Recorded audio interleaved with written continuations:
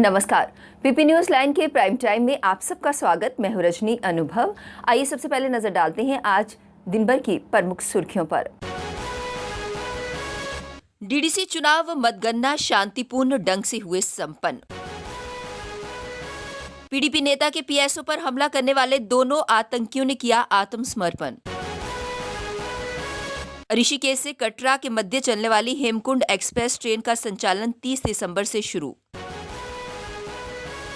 और डल झील के लोगों का आकर्षण केंद्र बनी शिकारा एम्बुलेंस।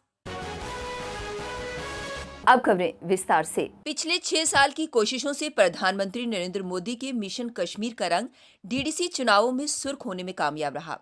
कश्मीर ने पहली बार भगवा चोला ओढ़ा और पार्टी 3 सीटें जीतने में सफल रही। संख्या बल में तो ये गुपकार गठबंधन के मुकाबले काफी कम है, लेकिन खास बात यह है कि आतंक का गढ़ दक्षिण कश्मीर हो या फिर एलओसी से लगा उत्तरी कश्मीर या फिर अलगाववादियों का गढ़ रहे मध्य कश्मीर, सभी जगह भगवा ब्रिगेड ने एक-एक सीटें जीतकर अपनी उपस्थिति दर्ज कराई। सीमा पार पाकिस्तान की शह पर धरती के स्वर्ग कहलाए जाने वाले कश्मीर में आतंकवाद की ज्वाला भड़काने वाले आतंकवादी भी अब ये समझ चुके हैं कि आतंकवाद की राह पर चलना बर्बादी के अलावा कुछ भी नहीं है। आतंकवादी कमांडर पहले कश्मीरी युवाओं को भारत के विरुद्ध बहकाकर आतंकवादी बनाते हैं और फिर उन्हें मरने के लिए छोड़ देते हैं। दक्षिण कश्मीर के जिला कुलगाम के तोंगडोनू इलाके में मंगलवार सुबह नाटीपोरा हमले में दोषी लश्कर-ए-तैयबा के दोनों आतंकवादियों ने संक्षिप्त मुठभेड़ के बाद सेना और पुलिस का आभार जताया। गत 14 दिसंबर को नाटीपोरा इलाके में रहने वाले पीडीपी नेता परवेज अहमद के घर उन्होंने हमला किया था। इस हमले में जम्मू कश्मीर पुलिस के कमांडर पीएसओ मंजूर अहमद शहीद हो गए थे।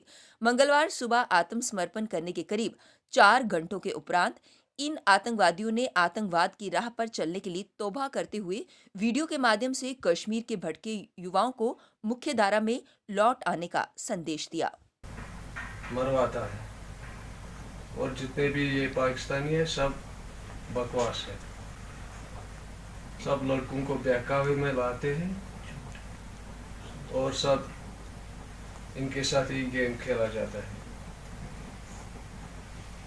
इसके बाद में फौज और पुलिस का शुक्रिया अदा करना चाहता हूँ कि उन्होंने हमें ये मौका दिया फिर से जीने का।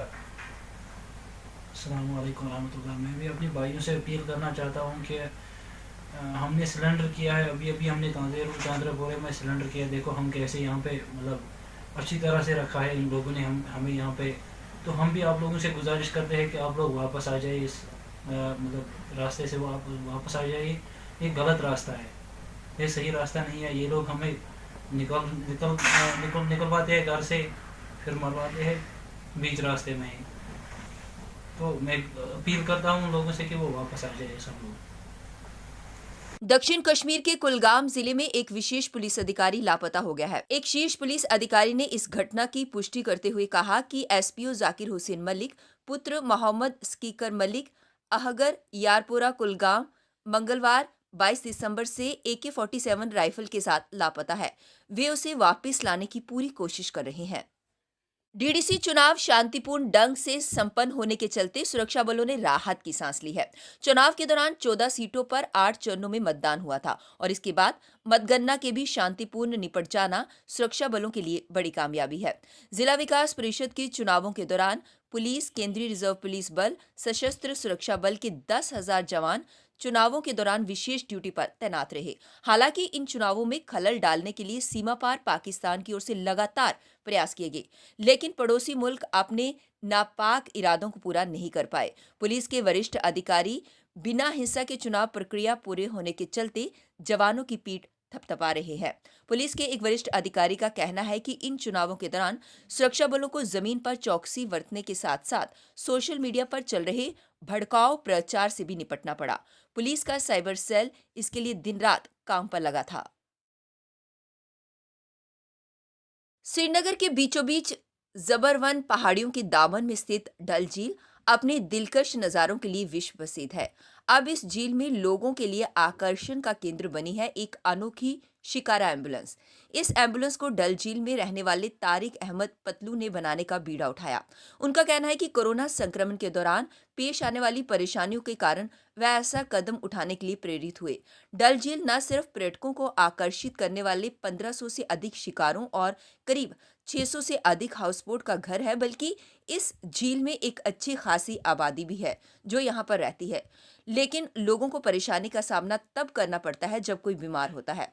ऐसे में झील निवासियों को बड़ी मुश्किलों से अपने मरीजों को शिकारे के सहारे किनारे तक लाना पड़ता है।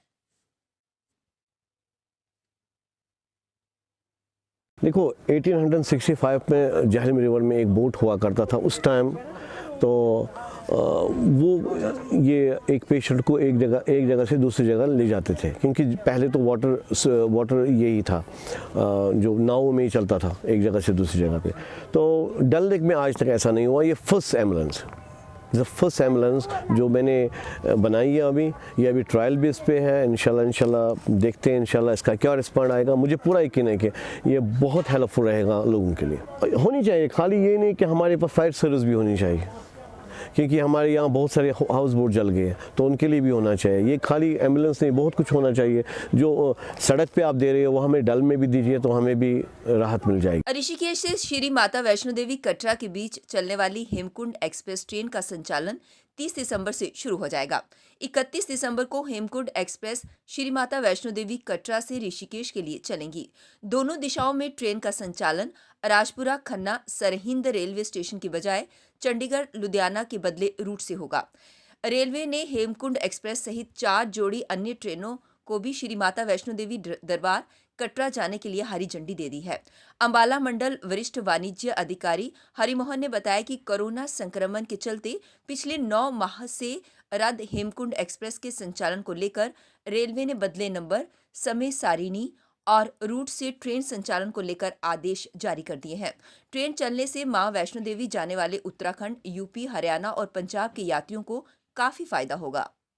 अब वक्त तो चला एक ब्रेक का, मिलते हैं ब्रेक के बाद। मजबूती की पहचान ACC cement, messrs Bishandas Jaswal and sons, authorised stockist, ACC cement, 45 transport Nagar, Jammu. Break के बाद बढ़ते हैं अगली बड़ी खबर की तरफ। Kashmiri migrant unemployed youth association ने रोजगार देने की मांग को लेकर आज भी प्रशासन के खिलाफ जोरदार प्रदर्शन किया।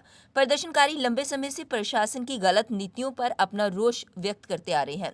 उन्होंने कहा कि 2017 में रोजगार के पैकेज के अधीन 45 युवाओं को नौकरियों पर नहीं लगाया गया, जिस पर उन्होंने उपराज्यपाल से मांग की कि बेरोजगार व उम्रदराज हुए युवाओं के साथ इंसाफ होना चाहिए। उन्होंने प्रशासन को चेतावनी देते हुए कहा कि अगर उन्हें जल्द से जल्द नौकरियों पर नहीं लगाया गया तो वह इसका कड़ा विरोध करेंगे, जिसका प्रशासन जिम्मेवार होगा। दान दिया अपने देश के लिए, हम 31 साल से विस्थापित हो गए हैं, यहाँ पे भटक रहे, यहाँ पर भी बैठने नहीं दे रहे। अब हमें यहाँ से भी हमें निकाल दिया, यहाँ से भी। क्या हमें अपने देश में रहने की जगह नहीं है? क्या हम इतने यहाँ से हमारे साथ इतनी नाइंसाफी हो रही है कि हमें यहाँ पर भी बैठने नहीं दे रहे। पहले ही हम भटक रहे हैं, पहले ही हमें कहीं जगह नहीं है। हम तो अपनी ही जो हमारी वहाँ पे पोस्टें पड़ी है, हम तो वही मांग रहे हैं। हमने किसी का हक नहीं छीन रहे, ना हम किसी से कुछ मांग रहे हैं। हम चाहते हैं कि जो हमारा हक है हमें वो मिल जाए। यही गवर्नर सर से और राज्य सरकार से हमारी प्रार्थना है कि जो नाइंसाफी हुई है उसको वो देखें, उसको वो ठीक करें। और ये 45 कैंडिडेट्स की बात नहीं है, ये 45 फैमिलीज़ की बात है जो कश्मीर में सर्व करना चाहती है। एक यही मात्र है वापस भेजने का हमारे साथ, जो हमारे साथ नाइंसाफी है उसको ठीक करने का, कि जो हमारी पेंडिंग लिस्ट है उसको वो जल्द से जल्द रिलीज करें। जम्मू पुंछ लोकसभा सीट से कांग्रेस के सांसद रहे मदन लाल शर्मा का आज निधन हो गया। मदन लाल शर्मा प्रदेश के कदावर नेताओं में से एक थे। निधन की खबर मिलते ही उनके गृह जनपद में शोक की लहर दौड़ गई। बोलने के कुछ शब्द नहीं है हमारे पास। हमारे नेता 2 बार मेंबर पार्लियामेंट रहे, कैबिनेट मिनिस्टर भी रहे, बड़ा जीवन सियासी जीवन के साथ हमने बिताया। आज पार्टी को बहुत बड़ा लॉस पहुंचा है। भारतीय जनता पार्टी ने आरएसपुरा और मीरा साहब से जीत दर्ज की। आरएसपुरा से भारतीय जनता पार्टी उम्मीदवार प्रोफेसर गारू राम भगत और मीरा साहब ब्लॉक से विद्या मोटर ने 4400 वोटों से जीती बाजी। उन्होंने कहा कि लोगों की सेवा करना और लोगों के काम करना होगी उनकी प्राथमिकता। इसके अलावा सुचेतगढ़ से आजाद उम्मीदवार तरनजीत सिंह टोनी ने पूर्व कैबिनेट मंत्री श्याम चौधरी को 11 वोटों से हराया। भाई मोदी जी ने पहली बार यहाँ जम्मू कश्मीर में जो इलेक्शन करवाए हैं और इसको लोकतंत्र को मजबूत करने के लिए, पंचायती राज सिस्टम को मजबूत करने के लिए ये जो उन्होंने कदम उठाया, मैं समझता हूँ ये सराहनीय कदम है। और इस कदम की जो तायद है, जो हमारी जनता ने अपने वोटों के थ्रू ये जितला दिया है कि ये हमारे लोग लोकतंत्र पर विश्वास रखते हैं और ये लोकतंत्र की बहुत बड़ी पीपी न्यूज लाइन के प्राइम टाइम के आज के इस अंक में बस इतना ही। मुझे और मेरी पूरी टीम को दीजिए इजाजत और आप देखते रहिए पीपी न्यूज लाइन। नमस्कार।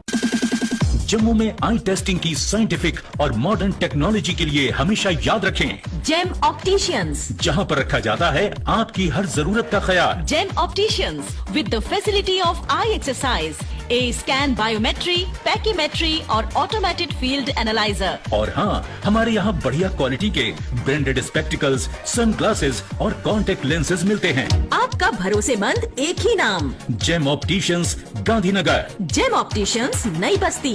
GeM opticians, Amphalla. Gem opticians, Trikuta नगर।